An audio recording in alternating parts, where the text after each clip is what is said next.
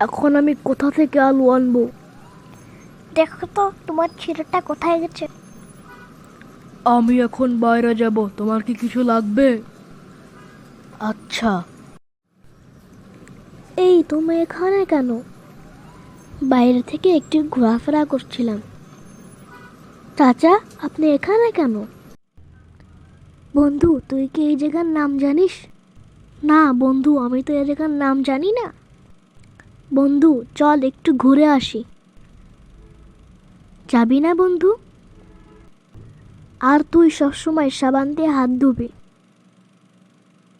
ঠিক আছে বন্ধু, আমি তো জানতাম না। আচ্ছা বন্ধু, তাহলে কাল দেখা হবে।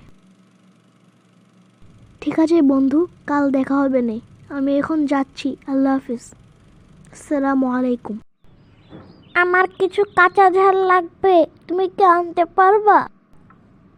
আমার কাছে তো টাকা নেই। ঠিক আছে।